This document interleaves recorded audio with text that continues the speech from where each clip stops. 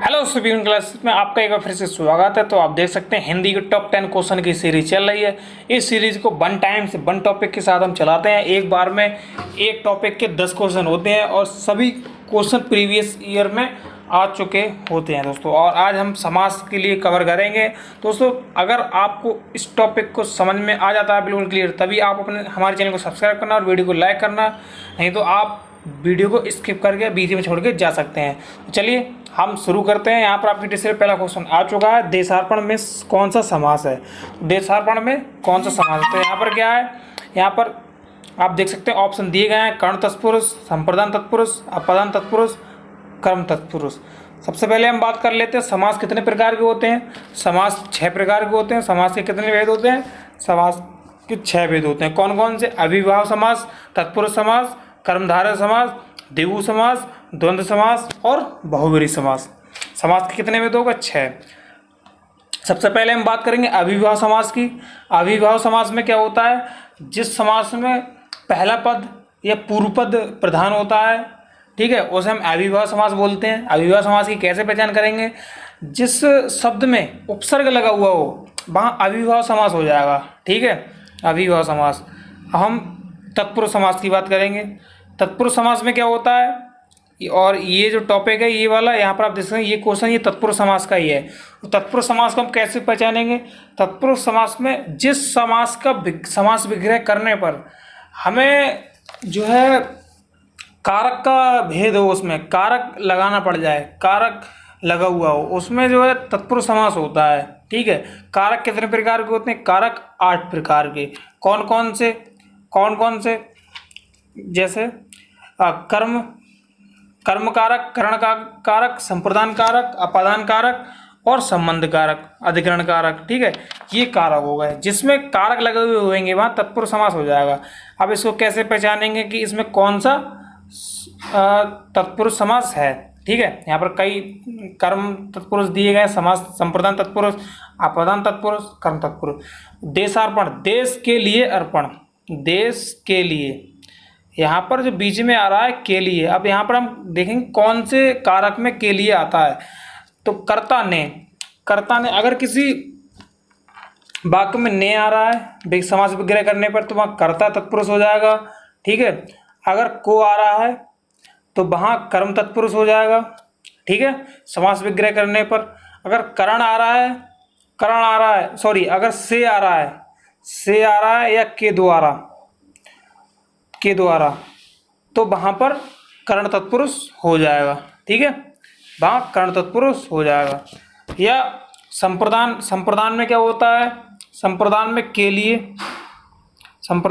लिए आ रहा हो, के लिए, तो वहाँ, और अलगाव संप्रदान में के लिए आ रहा हो तो वहाँ संप्रदान हो जाएगा, ठीक है।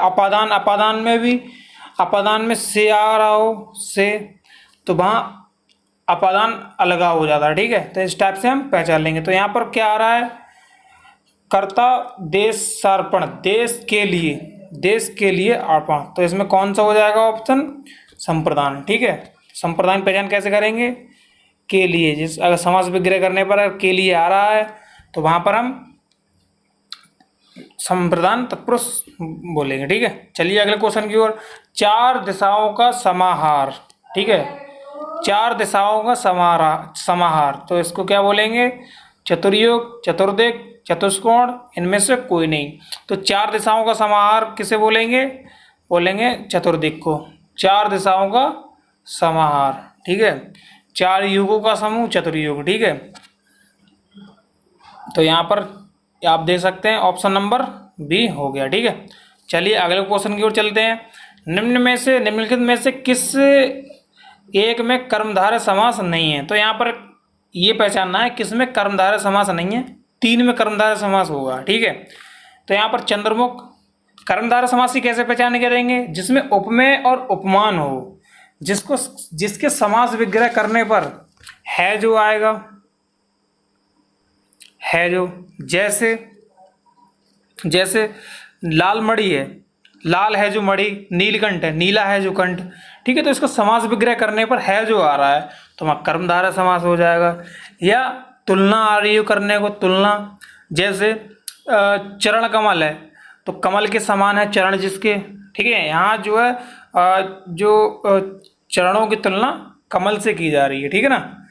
तो अगर तुलना आ रही है, तुलना हो रही है या है जो आ रहा है तो वहाँ कर्मधारय समास हो जाएगा। तो यहाँ पर ऐसे ही हम पहचान लेंगे।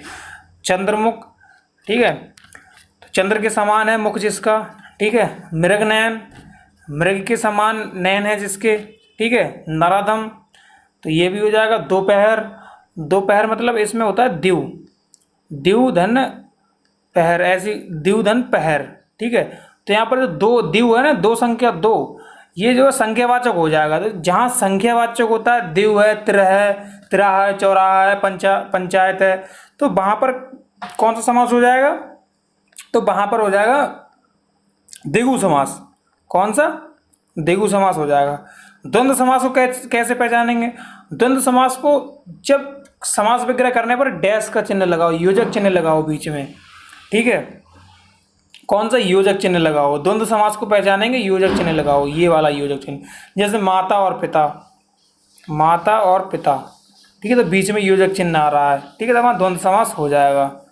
तो यहाँ पर कौन सा हो जाएगा? कौन सा यहाँ पर कर्मधारय समास नहीं है? यहाँ पर हो जाएगा ऑप्शन नंबर सी, दोपहर, ठीक है। चलिए अगले क्वेश्चन में चलते हैं। घोड़े दौड़ का समास विग्रह कीजिए। घोड़ों पर दौड़, घोड़ों से दौड़, घोड़ों की दौड़, तो इसमें हो जाएगा घोड़ों की दौड़, ठीक है, ऑप्शन नंबर सी। चलिए अगले क्वेश्चन में चलते हैं। पाप मुक्त, तो पाप मुक्त, पाप मुक्त का समास विग्रह जब करेंगे तो इसका क्या होगा? पाप मुक्त का पाप से मुक्त, ठीक है, तो पाप से मुक्त, पाप मुक्त, तो इसमें क्या हो जाएगा? अब यहाँ पर से आ रहा है, कौन सा आ रहा है? से तत्पुरुष आ रहा है, तो इसमें कौन सा हो जाएगा? ऑप्शन अपादान। अब अपादान कैसे हो जाएगा? ऐसे संप्रदान में क्या होता है? संप्रदान में को या के लिए, ठीक है। अधिकरण, अगर किसी समास का समास विग्रह करेंगे, यदि इसमें में या पर आ रहा है तो वहाँ अधिकरण आ जाएगा। संप्रदान अगर को आ रहा है, के लिए आ रहा है, तो संप्रदान हो जाएगा। या अपादान, तो पाप से मुक्त, तो अपादान होता है से के लिए लगाते हैं अपादान, ठीक है, इसके लिए से के लिए। और कर्म, कर्म अगर किसी वाक्य में को आ रहा है, मतलब समास को समास विग्रह करने पर को आ रहा है, तो वह कर्म तत्पुरुष हो जाएगा। तो यहाँ पर कौन सा हो जाएगा? अपादान तत्पुरुष हो जाएगा यहाँ, क्योंकि यहाँ पर पाप से मुक्त, जो से संख्या है या से शब्द है, अक्षर है, ये अपादान का प्रतीक है, ठीक है। चलिए अगले क्वेश्चन में चलते हैं। जिस समास में सभी पदों के बीच और शब्द का लोप रहता है वह समास कहलाता है, ठीक है। तो जिस समास में सभी पदों के बीच और, जहां और आ रहा हो, जिस समास का समास विग्रह करने पर और रहता है, वह समास कौन सा होता है? इतरेतर द्वंद्व समास। कौन सा? द्वंद्व समास। मैंने अभी आपको पीछे बताया था, जिसका समास विग्रह करने पर और आ रहा हो, जैसे जैसे राजा रानी, ठीक है, राजा रानी, तो राजा रानी कैसे लिखेंगे? राजा रानी, राजा रानी, ठीक है, तो राजा रानी, तो यहाँ पर यूज चिन्ह आ रहा है, तो राजा और रानी, ठीक है। ठंडा गरम, ठंडा या गरम, ठीक है। राधा कृष्ण, राधा और कृष्ण, राधा कृष्ण, राधा कृष्ण लिख देते हैं शॉर्ट में, यूज चिन्ह लगा देते हैं, और उसको समास वगैरह करेंगे तो राधा और कृष्ण, ठीक है। तो बहुत सारे उदाहरण, नली नाले, ठीक है, नली और नाले, पाप पुंड, पाप और पुंड, ठीक है। तो इस टाइप से ये बहुत सारे उदाहरण है, ठीक है। तो यहाँ पर कौन सा? द्वंद्व समास हो जाएगा। चलिए अगले क्वेश्चन की ओर चलते हैं। सप्त सिंधु का समास विग्रह करिए। 7 सिंधुओं का समूह, 7 सिंधुओं का है, जो 7 हैं सिंधु, 7 सिंधुओं वाला, तो इसमें कौन सा हो जाएगा? Option number A.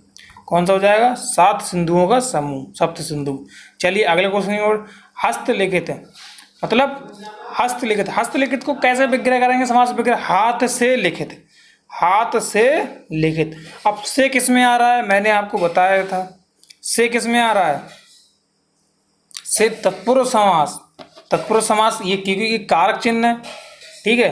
कर्ता ने कर्म को करण से, अधिकरण में, पर, ठीक है, इस टाइप से इसको हम रट लेते हैं, याद कर लेते हैं, तो उसी से हम पहचान लेंगे। यहाँ पर ये कारण कारक तत्पुरुष है, तो यहाँ पर तत्पुरुष समास हो जाएगा। ठीक है, कौन सा हो जाएगा? Option number C. ठीक है, अव्ययभाव समास में कैसे पहचानेंगे? अव्ययभाव समास में जिस समास में उपसर्ग लगा हुआ होता है, ठीक है, जैसे जैसे मैं आपको उदाहरण देना चाहूँगा, प्रतिदिन। ठीक है, प्रतिदिन, प्रत्येक। ठीक है, तो यहाँ पर जो प्रति है वो प्रति उपसर्ग लगा हुआ है। ठीक है, जैसे यथा है, ठीक है, यथा संभव, यथा मैं, यथा भय। ठीक है, तो यथा है, इसमें जो उपसर्ग लगा हुआ है, यथा मैं, यथा भय लिख लो। ठीक है, यहाँ पर जो यथा है ये उपसर्ग लगा हुआ है, तो यहाँ पर क्या हो जाएगा? यहाँ अव्ययभाव समास हो जाएगा। बहुब्रीहि समास में क्या होता है?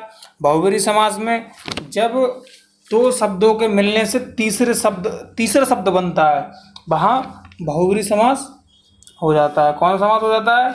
बहुब्रीहि समास हो जाता है। जैसे मुरलीधर। ठीक है, मुरलीधर, मुरली को धारण करने वाला अर्थात श्री कृष्ण। ठीक है, और जैसे लंबोदर, लंबा है उधर जिसका अर्थात गणेश। तो इस टाइप से हम बहुब्रीहि को पहचान लेंगे, और दो शब्दों से मिलकर तीसरा शब्द, विशेष तौर पे जैसे कोई देवी देवता का नाम आ रहा है या किसी का नाम आ रहा है, किसी एक विशेष व्यक्ति का नाम आ रहा है, तो वहाँ पर बहुब्रीहि समास हो जाएगा। ठीक है, और कर्मधारय समास में, कर्मधारय समास में क्या होता है? कर्मधारय समास में जहाँ अगर समास विग्रह, कर्मधारय समास का समास विग्रह करने पर है जो आ रहा है जो, या उपमेय और उपमान दोनों आ रही हैं, एक दूसरे की तुलना करने को आ रहा है, तो वहाँ कर्मधारय समास हो जाएगा। ठीक है, तो यहाँ पर कौन सा हो जाएगा? ऑप्शन नंबर बी हो जाएगा, हस्तलिखित का समास। ठीक है, चलिए अगले क्वेश्चन ये चलते हैं। काली मिर्च, काली मिर्च शब्द में किस समास का उदाहरण है? तो काली मिर्च मतलब, अब यहाँ पर क्या है? यहाँ पर उपमेय और उपमान है। क्या है? उपमेय और उपमान, मतलब जो मिर्च का संबंध है उसकी विशेषता क्या है? काली है। ठीक है, तो मिर्च जो काली से संबंध रखती है, तो यहाँ पर कौन सा हो जाएगा? जहाँ उपमेय और उपमान हो, मैंने आपको बताया, तो वहाँ कौन सा समास होता है? वहाँ कर्मधारय समास। एक बहुत इम्पोर्टेंट बात है, बहुत इम्पोर्टेंट बात है, उसमें आपको मैं बताना चाहूँगा कि जहाँ जो है दही बड़ा है, क्या है? दही बड़ा है, तिल पापड़ी है, तिल चट्टी है, ठीक है, गजक पट्टी है, तो जो ऐसे खाने वाली चीज़ जिसमें दो मतलब शब्द दिए गए हैं, जैसे दही बड़ा, दही भी है और बड़ा भी है, तो यहाँ पर कर्मधारय समास होगा।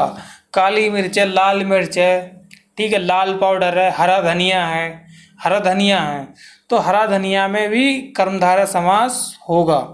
ठीक है, चलिए अगले क्वेश्चन। षडानन, षडानन, षडानन शब्द किस समास का उदाहरण है? तो षडानन अर्थात, तो ये भी जो है किसका उदाहरण है? ये बहुब्रीहि समास का उदाहरण है। किसका? बहुब्रीहि समास का उदाहरण है। षडानन अर्थात ये एक देवता है, मैं आपको हिंट देना चाहूँगा। ठीक है, और आप कमेंट में बताइएगा षडानन का समास विग्रह क्या होगा। ठीक है, तो वीडियो कैसी लगी कमेंट में बताना। वीडियो देखने धन्यवाद, जय हिंद, और चैनल को